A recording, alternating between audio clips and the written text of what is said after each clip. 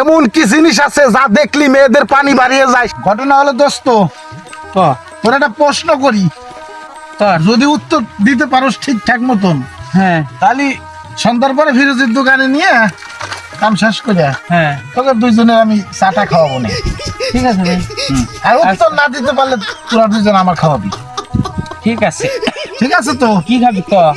ওই চাটা, বিড়ি সিগারেট, আচ্ছা এই তো, তাছাড়া আর কি খাবি?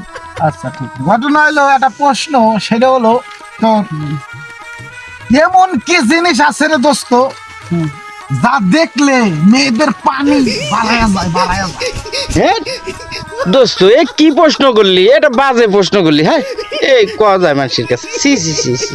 হ্যাঁ বেটা, এটা বাজে প্রশ্ন না, এই লাথি মেরে দেবো। এটা ভালো প্রশ্ন, আমি তোর একটা প্রমাণ দিবানি। ভালো প্রশ্ন, তুই পারলে উত্তর দে, নালি কজ আমি পারবো না। চা তুই খাবি নাহলে আমি খাওয়াবো। এটা কোনো ভালো প্রশ্ন হয়? এটা কোনোদিনও ভালো প্রশ্ন না। তো আমি পারবো না, তুই ক। তুই পারবি না? আচ্ছা শোন, আমি তোর কই, এমন কি জিনিস আছে যা দেখলি মেয়েদের পানি বাড়িয়ে যায়? সেটা হলো কি জানোস? তেঁতুল। তেঁতুল বেটা, তেঁতুল দেখলি মেয়েদের জিভে পানি বাড়ায় যায়। কি কথা কলি রে? প্রশ্নের উত্তর এত সহজ আমার মাথার ভিতরে অবশ্য আইছিল, কিন্তু ধরে পারলাম না।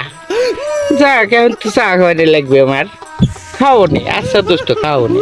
তাহলে পারলি না, এখন কিন্তু ওই কাম শেষ করে ওই ফিরোজের দোকানে নিয়ে তোরা দুইজন মিলে আমার কিন্তু খাওয়াবি। আমার চাটা, বিড়ি সিগারেট যতক্ষণ মন চায় আমি ততক্ষণ খাবো। ঠিক আছে। তাহলে চল এখন যাই, কাম করি, গৃহস্থ এসে নাহলে আবার দিবে রে। হাইরে গেলাম রে। পারবি না? তুই কি পারবি? জীবনও পারবি না ভাই। সারা জীবনও পারবি না আমার হাতে।